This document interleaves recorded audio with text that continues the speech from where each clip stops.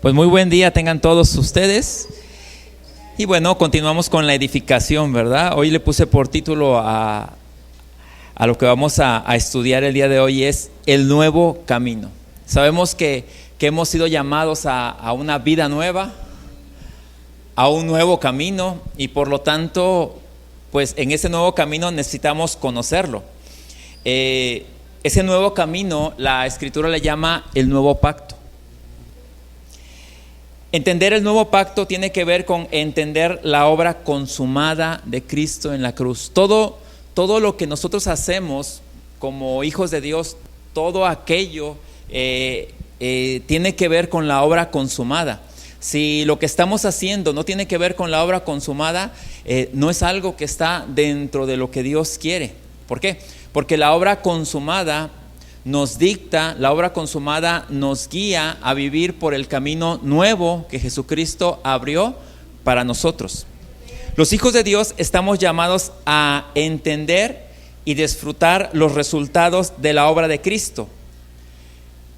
Muerte, sepultura y resurrección para conectarnos a su propósito eterno.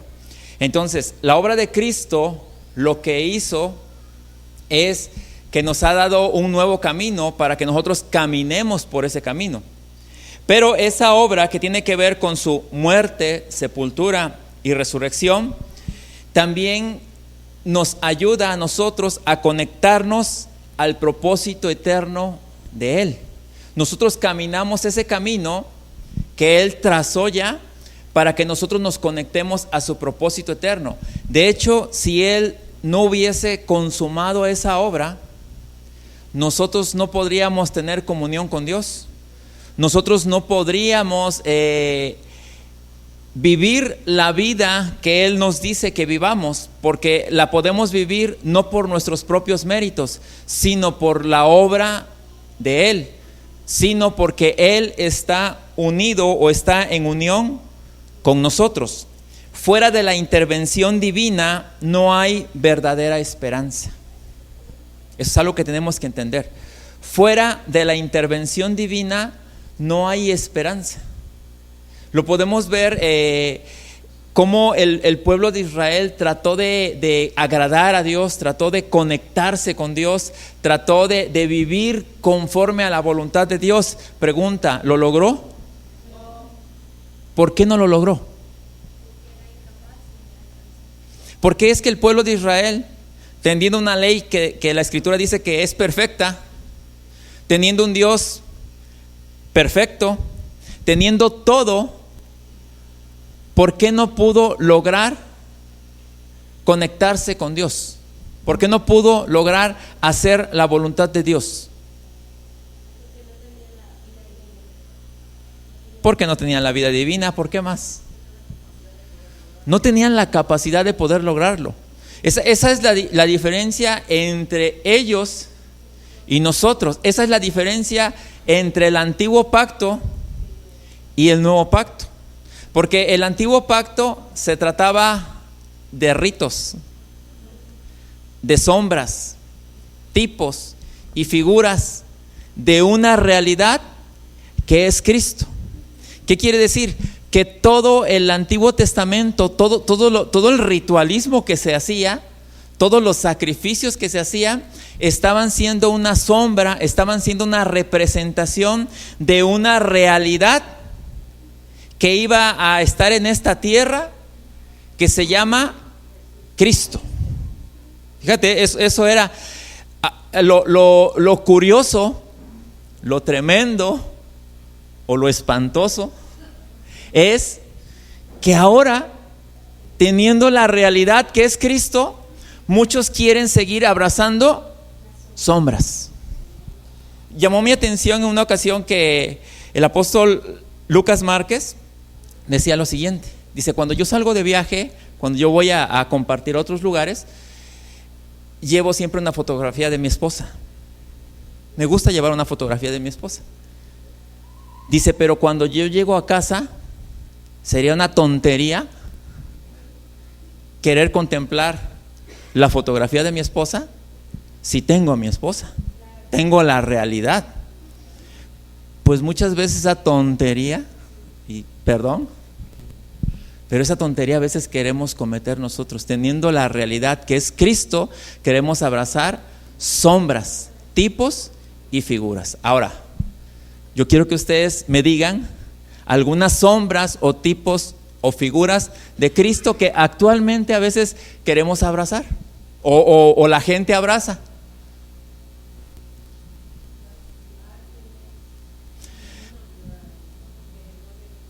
Sí, porque no había imágenes. A ver, ¿qué más es?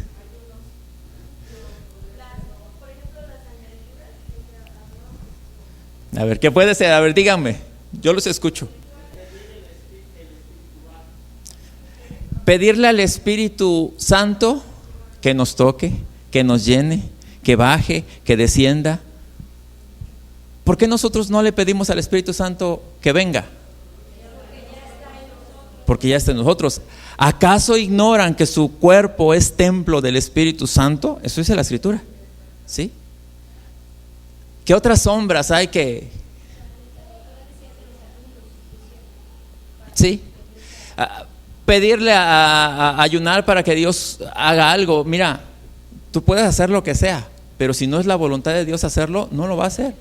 Si no está dentro de su propósito eterno, Dios no lo va a hacer. Nos enseñaron mal, nos enseñaron que Dios estaba a disposición de nosotros. Y no es así. Nosotros estamos a disposición de Él. ¿Qué otra cosa? Ungir con aceite. Fíjate, en el antiguo pacto solamente se ungía ¿a quiénes? A los reyes y a los sacerdotes, que era un símbolo de la presencia o de la llenura del Espíritu Santo. El aceite es un símbolo del Espíritu Santo. Nuevamente, el Espíritu Santo, ¿estamos ungidos? ¿Sí? ¿Estamos llenos? Sí. Entonces, si te das cuenta cómo cuando nosotros empezamos a abrazar, es como si le dijéramos a Cristo, no, mira, es que queremos ver las cosas físicas, pero al reino al cual nosotros fuimos trasladados es un reino espiritual. Por lo tanto tenemos que entender, y tú haz una señal o algo físico y la gente dice, wow, pero no pueden creer las cosas espirituales, las cosas a las que nosotros fuimos llamados. Por eso te decía que fuera de la intervención divina no hay verdadera esperanza, aunque parecieran las cosas que son algo extraordinario, ¿no? La Escritura dice que nosotros fuimos bautizados en Cristo. La palabra bautizar quiere decir sumergir. Nosotros estamos sumergidos en Cristo. La Escritura lo marca en muchos versículos, que estamos en Cristo, que estamos sumergidos en Cristo. Pero el bautismo, ¿verdad? La gente le tiene más fe al bautismo en agua que al bautismo en Cristo. Y lo ve como toda una experiencia religiosa, como dice Enrique. Porque es solamente una experiencia religiosa, porque es una experiencia externa. Es una experiencia que la tienes y sí, te hace sentir bonito, sí, así como dice la canción, así. O sea, es una experiencia solamente religiosa, pero no hay un cambio en nada. Y la gente quiere tener experiencias religiosas y realmente nosotros no fuimos llamados a tener experiencias religiosas. Nosotros fuimos llamados a tener una experiencia de vida espiritual en Cristo Jesús.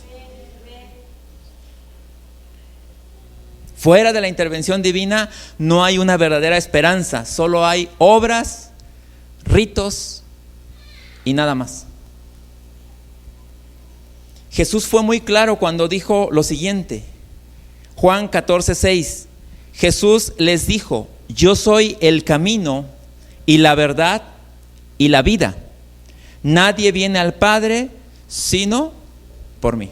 Es totalmente clara la Escritura cuando Jesús puntualizó esto, yo soy el camino, yo soy la verdad y yo soy la vida. Dice, nadie viene al Padre si no es por medio de mí. Entonces tenemos que entender esto, tenemos que atender esto. Cristo es el camino, Cristo es la verdad, Cristo es la vida. Todo está centrado en Cristo. Jesús es el camino al Padre, es la verdad, o sea, la encarnación de las promesas de Dios, y es la vida al unir su vida divina a la nuestra, ahora y por la eternidad. Jesús es el camino que lleva a la verdad y a la vida. Por eso es importante que entendamos esto. Por eso es importante que nosotros lleguemos a entender la obra consumada de Cristo en la cruz. Y digo obra consumada porque es una obra terminada. Es una obra perfecta que nos coloca a nosotros espiritualmente en un nivel de perfección. Fíjate, para Dios, o Dios a ti te ve perfecto en Cristo. Yo sé que tú te ves en el espejo y tú te ves totalmente imperfecto. O yo sé que tú puedes voltear a ver al que está a tu lado y dices, pues aquí como que todavía no hay mucha perfección. Pero realmente lo importante es cómo nos ve a nosotros Dios. Porque Él te ve de esa manera y para Él tú eres perfecto. Pero ahora sí que el camino es que tú puedas verte como Dios te ve. Y cuando tú te veas como Dios te ve, tú vas a comenzar a proyectar la imagen de aquel que te llamó.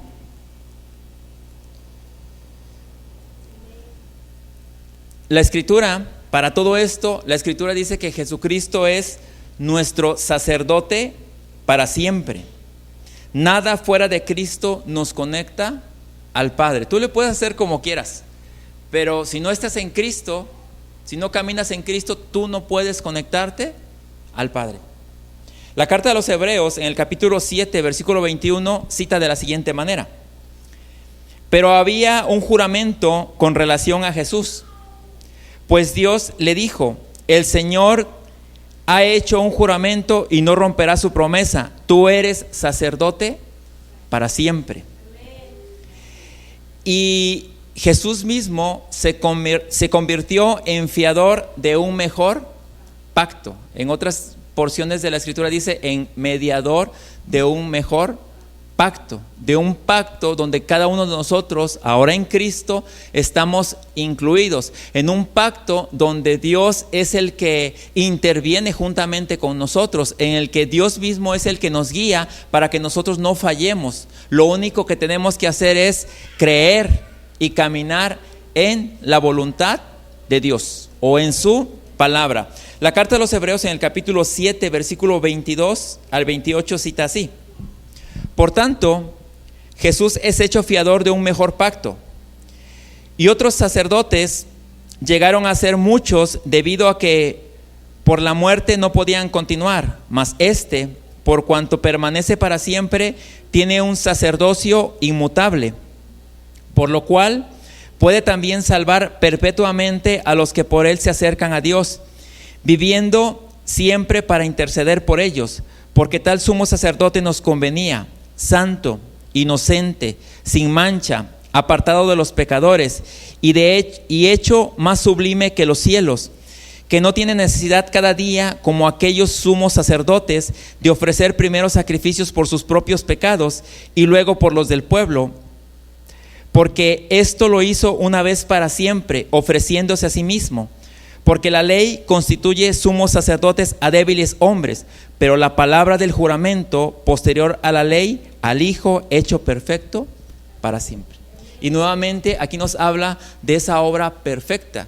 Dice que la ley, la Escritura dice que Jesucristo fue hecho sumo sacerdote para siempre, y lo describe de esta manera porque dice que Él no tiene necesidad de hacer sacrificios primero por su pecado y luego de interceder por el pecado del pueblo, sino que Él dice que es santo, puro, sin mancha, sin defecto. Está hablando acerca de Él. Y la Escritura también dice que este sumo sacerdote a nosotros nos conviene. ¿Por qué? Porque tiene un sacerdocio que es eterno. Porque la ley dice que constituía como sumos sacerdotes a débiles mortales. Pero la gracia constituye al Hijo como sacerdote para siempre.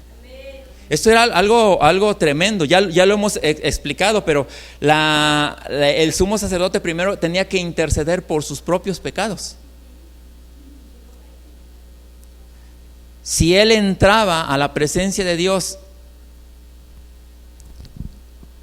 sucio, imperfecto, es más, no con pecado, sino su ropa sucia, podía caer muerto, porque así era de exigente la ley. Porque la ley lo que nos muestra es la perfección de lo que Dios quiere, ¿sí? O sea, estrictamente la perfección que Dios exige. Y también nos muestra que nosotros, a través de las obras, a Dios no lo podemos alcanzar. Tenía que ser una obra de gracia, tenía que ser una obra divina la que podría conectarnos nuevamente con el Padre. Dios nos dio vida y nos hizo sentar en lugares celestiales. Fíjate lo que Dios hizo. Dios nos dio vida. Muchos de ustedes pueden decir, pero si yo vida tenía. Sí, pero tenías vida bios, pero no tenías la vida Zoe, una vida increada, una vida divina. Cuando la Escritura habla de que Dios nos dio vida, nos está hablando de esa vida espiritual que Dios nos ha dado a nosotros. La carta a los Efesios, en el capítulo 2, versículo 4, lo dice así: pero Dios, que es rico en misericordia, por su gran amor con que nos amó, aun estando nosotros muertos en pecados, nos dio vida juntamente con Cristo. Por gracia sois salvos, y juntamente con Él nos resucitó, y asimismo nos hizo sentar en lugares celestiales con Cristo Jesús. Nosotros resucitamos a una vida nueva en Cristo Jesús. Pero ¿para qué resucitamos a esa vida nueva en Cristo Jesús? ¿Para que esté ahí guardada? ¿Para qué? Para vivirla, para tener una experiencia de vida eterna. Dios no nos llamó a tener experiencias religiosas, Dios nos llamó a tener experiencias de vida eterna. Fíjate que lo que Dios hace, y en algún momento se nos compartió mal, porque te decía, ven a Dios y todos tus problemas se van a resolver. Ven a Dios y te vas a sanar. Ven a Dios y nos vendieron un evangelio donde todo se centraba en el hombre, en las necesidades suplidas del hombre. Pero realmente el evangelio son las buenas noticias del reino, son las buenas noticias de que Dios nos da vida, pero de que Dios nos da esa vida para que nosotros vivamos esa vida que Él nos ha dado a nosotros. Y efectivamente, si tú te conectas a esa vida, si tú vives esa vida, tu situación va a cambiar. ¿Por qué? ¿Por qué tu situación va a cambiar si tú te conectas a la vida que Dios nos ha dado? ¿Por qué nuestra situación cambia? Porque hay un orden, ¿sí? Porque hay un orden, sencillamente hay un orden. Y cuando hay un orden, cuando Dios, ¿qué fue lo primero que se narra en el Génesis cuando Dios creó los cielos y la tierra? ¿Qué es lo primero que se narra? El orden. Dios acomodó, Dios ordenó cada cosa. Cada cosa tomó un orden. ¿Para qué? Para que el hombre llegara y viviera en ese lugar que Dios había ordenado. Ahora, cuando Dios nos da vida nueva, la vida de nosotros comienza a entrar dentro de un orden. Porque a veces nosotros tenemos un desorden bien organizado, pero lo que Dios quiere es que tú entres en un orden. Ahora, ese orden de Dios, ¿en qué tiene que ver? ¿Verdad? Porque a veces nosotros hay gente que se especializa en orden en algunas cosas. Yo les puedo preguntar, a ver, ¿a quién le pregunto? ¿A ti qué te gusta ordenar, Luceli?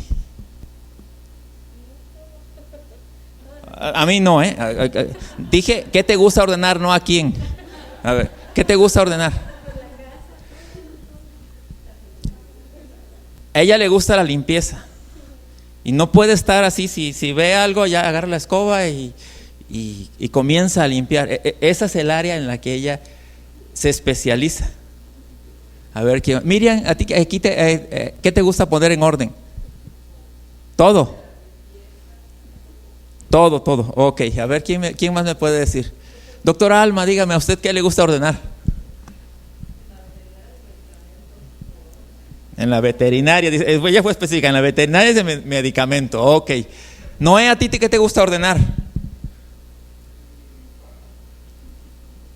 No te escuché. No, es que no lo escuché. Su recámara, a él le gusta ordenar su recámara. Todo lo demás puede estar desordenado, pero la recámara tiene que estar ordenada. Pero ese es a veces el problema que tenemos nosotros, fíjate. Nos especializamos en un área y lo demás nos da igual. Pero cuando Dios llega, te dice, aquí no vas a ser especialista. Aquí vas a ordenar todo. Porque hay áreas que en serio las pueden ver otros y las tenemos bien descuidadas. ¿Sí? Tenemos áreas que están muy descuidadas y lo que Dios quiere es que entremos dentro de un orden en todas las cosas, porque Dios no nada más ordenó una cosa. Si tú te das cuenta, ¿qué ordenó primero Dios? Primero separó, ¿verdad? La luz, el día y la noche. Pero Él fue ordenando, ¿verdad? Y nuestra vida tiene que ir tomando un orden, porque si tú te vuelves especialista en una cosa, el especialista se especializa en saber mucho de muy poco, o sea, de un área específica. Y está bien. Pero Dios no nos ha llamado a que seamos especialistas en una sola área. Dios nos ha llamado a que todas las cosas tomen un orden. Y no solamente nos ha llamado a que todas las cosas tomen un orden, sino que nos ha dado la capacidad de que todas las cosas se puedan ordenar. Y si tú dices, es que esa área que me pide Dios es bien difícil, dice, bástate mi gracia, porque mi poder se perfecciona en tu debilidad. De hecho, lo que Dios quiere es que cada vez seas menos tú y sea más Él el que se exprese. Y el problema es que tú siempre quieres ser tú. Siempre quieres brillar, siempre quieres estar ahí, siempre quieres ser el protagonista. Y cuando tú quieres ser el protagonista, te conviertes en el antagonista, el malo. Porque el bueno es Dios. Y el que nosotros fuimos llamados a mostrar es a Él.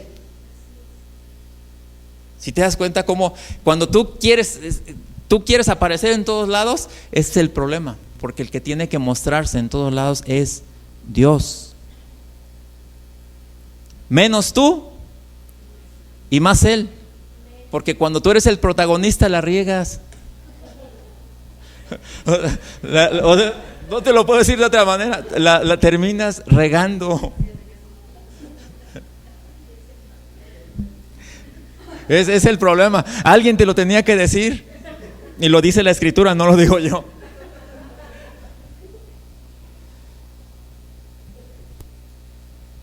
Por eso dice eso, mira.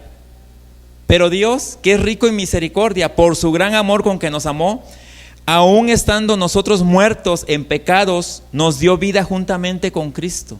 O sea, esta vida que Él nos dio es precisamente eso, para que aunque estábamos muertos para Dios, porque aquel que no está en Cristo, para Dios está muerto. Pero dice que aun cuando estábamos muertos, dice, nos dio vida juntamente con Cristo.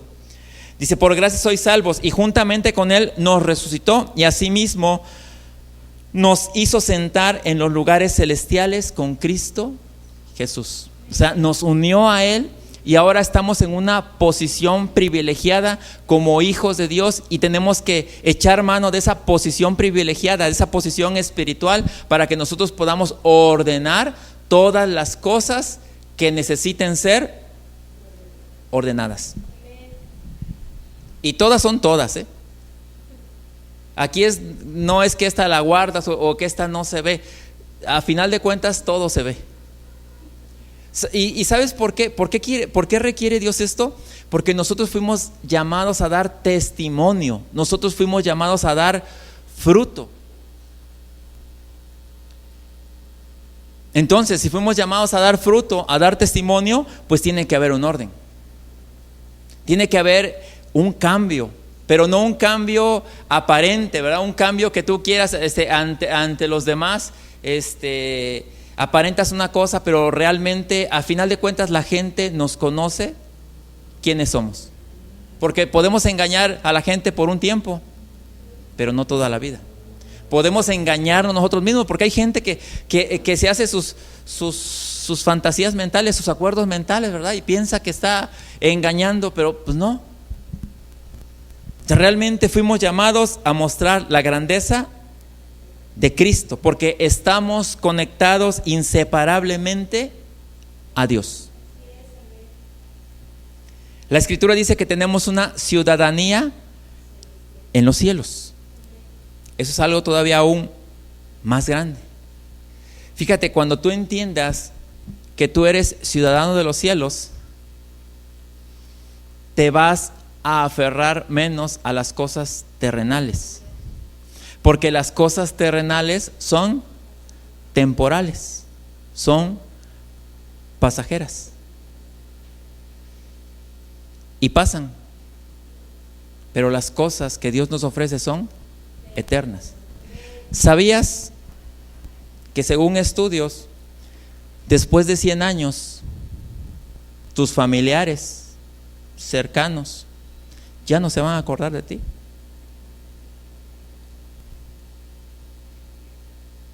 A ver, díganme el nombre de su tatarabuelo, alguno de ustedes.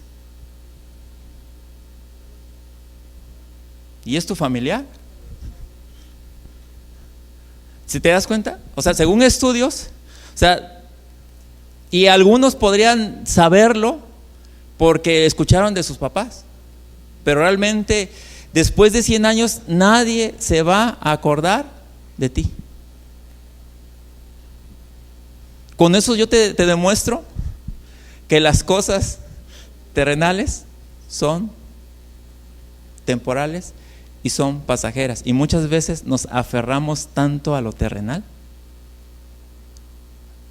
Quiero que entendamos, yo no te estoy diciendo que no trabajes, que no seas productivo, que no vivas, que no disfrutes el fruto de tu trabajo. Eso es algo de que lo traemos. Fuimos llamados a estar aquí para trascender, pero no vas a trascender tanto como tú crees, ¿eh? Pero ¿sabes qué? Las cosas espirituales son eternas.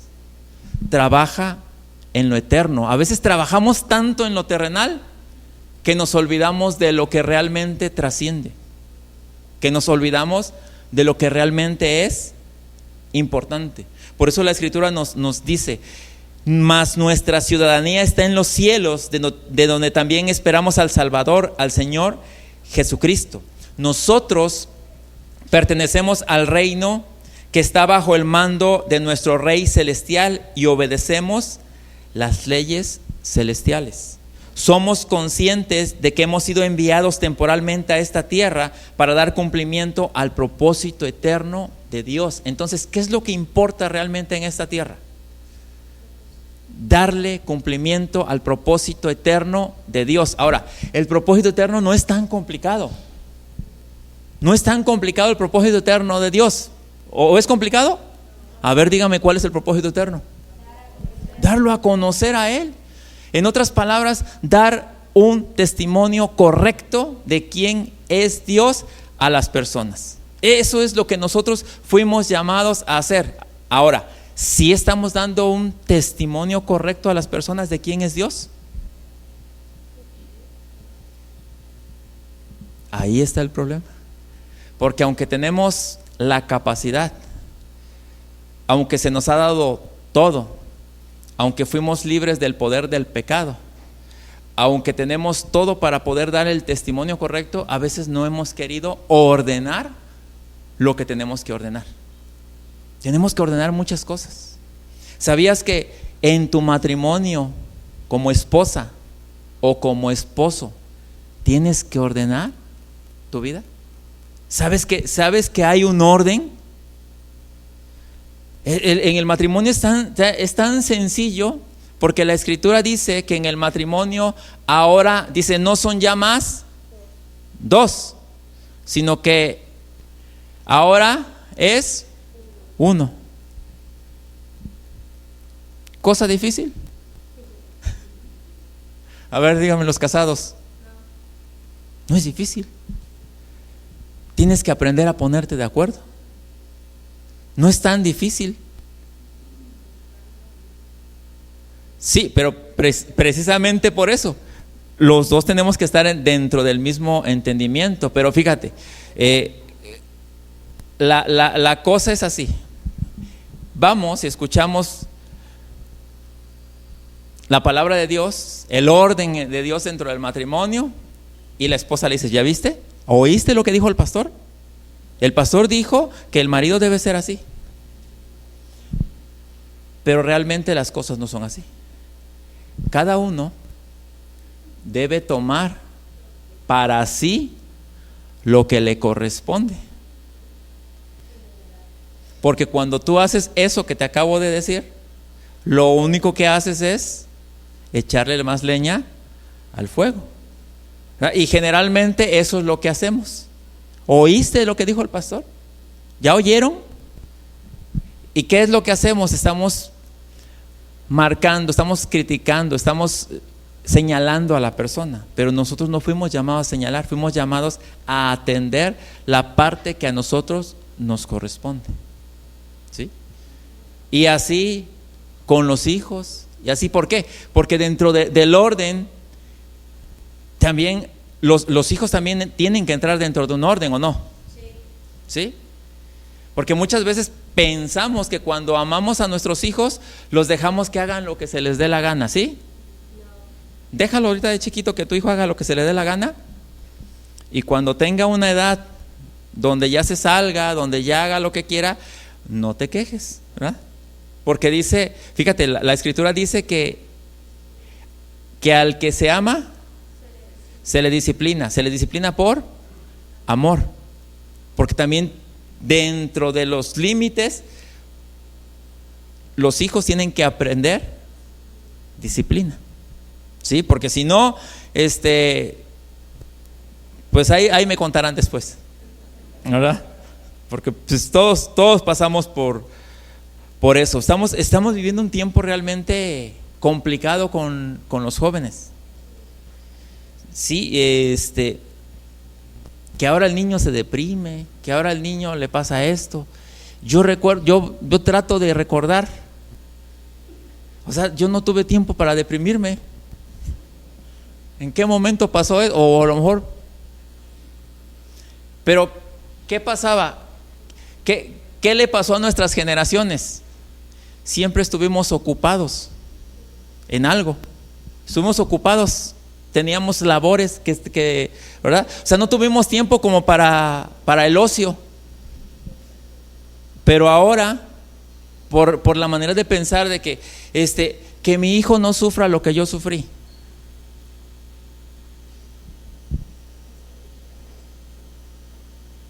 ¿Qué es lo que está pasando? ¿Está sufriendo más de lo que tú sufriste? Porque no le has enseñado a valorar lo que ahora tiene. Pero bueno, me fui por otro lado, ¿verdad? Somos conscientes de que hemos sido enviados temporalmente a esta tierra para dar cumplimiento al propósito eterno de Dios. Estamos temporalmente en esta tierra. Y lo decíamos hace 8 días. El tiempo que tenemos, el breve tiempo que estemos en esta tierra, tenemos que aprender a servir a nuestra generación. Una manera de servir a nuestra generación es entregarle a esta generación hijos que sepan amar a Dios, amarse a sí mismo, amar a sus padres, respetar a Dios, respetar a sus padres, respetarse a sí mismos. Eso es lo que podemos hacer por esta generación. Lo mínimo que podemos hacer. Y nosotros dar testimonio a todos aquellos que necesitan conocer a Dios. La primera carta de Pedro en el capítulo 2, versículo 11 al 12 dice así: Amados, yo os ruego como a extranjeros y peregrinos que os abstengáis de los deseos carnales que batallan contra el alma, manteniendo buena vuestra manera de vivir entre los gentiles, para que en lo que murmuran de vosotros como de malhechores, glorifiquen a Dios en el día de la visitación, al considerar vuestras buenas obras. Y fíjese lo que está diciendo esta porción de la Escritura.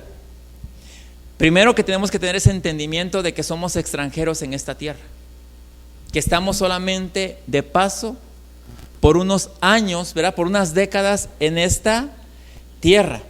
Y la recomendación dice es que os abstengáis de los deseos carnales que batallan contra el alma.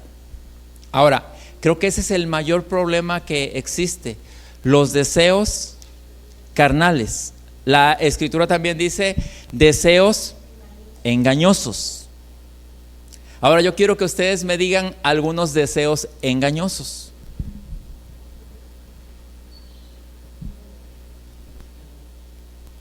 Deseos engañosos.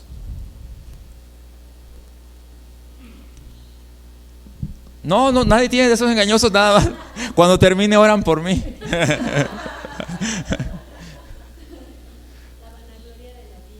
Vanagloriarse es un deseo engañoso. Bueno, la crítica, pero no, a ver, seamos más específicos. Deseos engañosos. El egoísmo, ¿sí? A ver, más específico. Dígame, ¿a poco no tienen deseos? Me siento muy impuro dentro de tanta gente tan pura.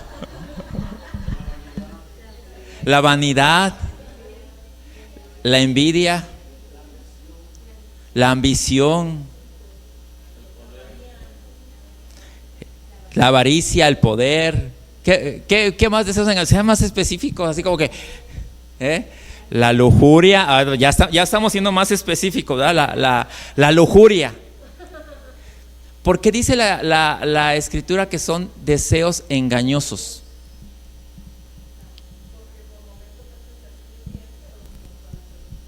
Porque por momento te hace sentir bien, ¿verdad? Te sube la adrenalina, te hace sentir bien, pero cuando pasa y cuando se empiezan a vivir las consecuencias,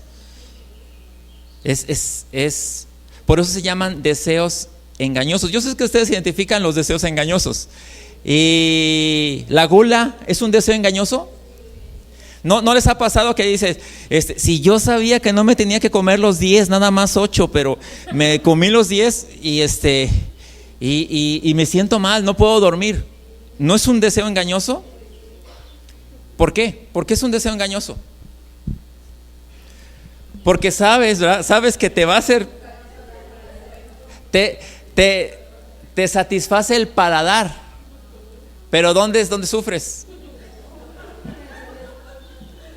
Y yo he escuchado gente que dice, pero sí, ya sé, o sea, ya sé, y ahí voy. Y a ver, ya estamos entendiendo los deseos engañosos. Deseos engañosos. La Coca-Cola, ¿verdad? Ya metí un gol aquí, dicen. Pero la pereza, ¿sí? El ocio, deseos engañosos, ¿sí? Estar todo el tiempo en las redes sociales es un deseo engañoso. Realmente es un deseo engañoso. ¿Y sabes cuál es el problema?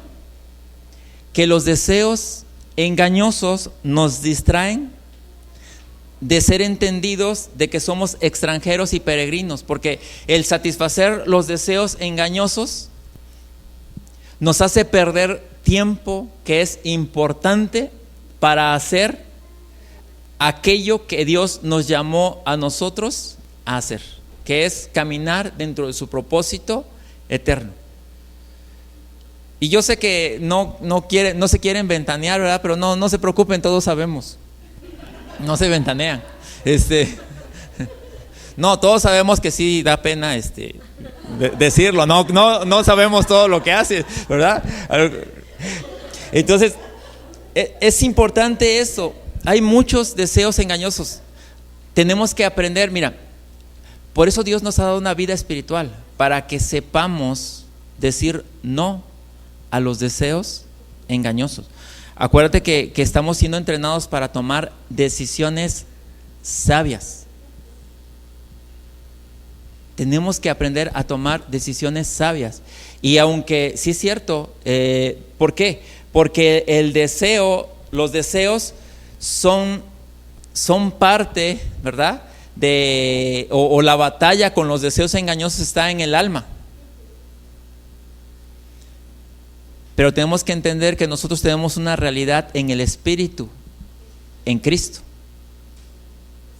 Y tenemos que aprender a vivir de acuerdo a la vida espiritual. Y aunque vamos a seguir teniendo esos deseos, tenemos que saber identificarlos como deseos engañosos, porque si nosotros no los identificamos, vamos a seguir cayendo en esos problemas. Tropecé de nuevo con la misma piedra, ¿verdad? O sea, ¿y cómo es posible, verdad? Que nuevamente, ¿verdad? Caes una y otra, y tú dices, es que ya. Yo he escuchado gente que me dice, ya hasta me caigo gordo yo mismo, pero ¿quién es el que decide? Y tenemos la capacidad de decir no. Sí, la tenemos en Cristo. La Escritura dice que fue quitado de nosotros el poder del pecado. O sea que el pecado ya no tiene poder sobre nosotros. Ahora nosotros decidimos qué vamos a hacer. Los deseos carnales son deseos que nos distraen de nuestra misión celestial. Son distractores, ¿sí? Son como cortinas de humo, ¿verdad? Donde nos entretenemos. Mira, los deseos carnales o deseos engañosos es como cuando le pones a un gato una bolita de estambre. Y ahí anda jugando con la bolita de estambre todo el tiempo, ¿verdad? Pero está perdiendo el tiempo. Y tú no fuiste llamado a perder el tiempo, porque ¿cuántos años tienes de vida? ¿Sí? No podemos estar perdiendo el tiempo en cosas que no están dentro del propósito eterno. Entonces necesitamos entender que no somos de esta tierra. Estamos viviendo temporalmente en esta tierra. Fuimos enviados a esta tierra por causa del propósito eterno.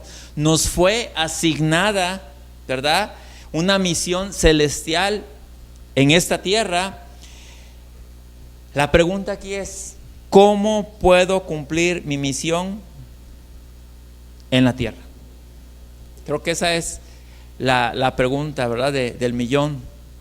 ¿Cómo es que yo puedo cumplir mi misión aquí en esta tierra? ¿Cómo voy a cumplir mi misión en esta tierra? No saliéndome del propósito eterno. En otras palabras, y tan sencilla es, dando buen testimonio. Dando testimonio, yo estoy cumpliendo el propósito eterno. Mira, Dios no te llamó a que estés compartiendo cada 8 días aquí, al frente. Eso lo hizo para otras personas. Dios no te llamó a que te vayas de misionero. Eso se lo dio a otras personas. Dios no te llamó a otras cosas. Solamente te llamó a que des buen testimonio en aquel lugar donde tú fuiste asignado. Que des un testimonio de que eres un hijo de Dios, que hace lo correcto, que vive como Dios lo planeó, y que no andes buscando sacar provecho de nada, sino que seas realmente un hijo de Dios entendido. El apóstol Pablo, ya con esto voy cerrando, le escribe a Timoteo lo siguiente. En la primera carta a Timoteo, capítulo 6, versículo 12. Pelea la buena batalla de la fe. La fe es una batalla. Pero el apóstol Pablo dice que pelea la buena batalla de la fe. ¿Por qué dice pelea la buena batalla de la fe? Porque tenemos a Dios de nuestro lado para pelear esta batalla. Dice, y aquí viene lo importante. O sea, es lo que muchos desechamos, pero es en lo que nosotros debemos de echar mano. Fíjate lo que dice, lo que continúa, dice, echa mano de la vida eterna. A ver, ¿cómo echamos mano de la vida eterna? Siendo guiados por Dios, siendo consciente de que soy hijo de Dios, siendo entendido de quién soy en Cristo, sabiendo quién dice Dios que yo soy, sabiendo para qué fui llamado, ¿sí? Apoyándome de la guía de Dios para hacer las cosas que Él me ha enviado. Eso es echar mano de la vida eterna. Porque a veces pensamos que echar mano de la vida eterna es Dios, voy a hacer esto para que tú hagas esto. ¿Sí, Dios funciona así? No funciona así, Discúlpame, pero no funciona así. Por eso dice, pelea la buena batalla de la fe. Es algo que tú vas a lograr, es algo que tú vas a alcanzar echando mano de la vida eterna. Dice, a la cual asimismo fuiste llamado, habiendo hecho la buena profesión delante de muchos testigos. Por lo tanto, vamos a dar un testimonio correcto delante de todos aquellos que están en nuestro entorno. ¿Qué vamos a testificar? De la vida eterna, de la cual ahora ya somos participantes nosotros como hijos de Dios. Eso es lo que el mundo quiere. Eso es lo que el mundo necesita ver, el testimonio. Eso es lo que el mundo necesita ver, que nosotros realmente vivimos, caminamos como hijos de Dios. A eso se refiere Dios cuando nos habla del nuevo camino, porque tenemos un nuevo camino para el cual nosotros fuimos llamados a caminar, ¿sí? Y este nuevo camino se llama Jesucristo. Yo soy el camino, la verdad y la vida. Nadie va al Padre si no es por medio de mí. Si nosotros no estamos caminando en ese camino, tampoco vamos a poder conectar a otros con el Padre Celestial. ¿Y sabes qué? Ese es el propósito eterno, conectar a otros con nuestro Padre Celestial. Es importante que no echemos en saco roto todo lo que Dios nos ha dado en Cristo Jesús. Amén. Oramos, Padre eterno, gracias. Gracias, Señor, porque sabemos que en este nuevo camino, Señor, tú estás con nosotros. Caminamos en ti y tú caminas con nosotros. Gracias, Padre eterno, porque sabemos, Señor, que a través de tu obra consumada nosotros podemos disfrutar de todos los resultados, Señor, pero también nos conectamos a tu propósito eterno para cumplirlo, para dar testimonio de la verdad que eres tú, para dar testimonio de las grandezas que tú haces, para mostrar, Señor, que sí se puede vivir como un hijo de Dios entendido. Gracias te damos en el nombre de Cristo Jesús. Amén, amén.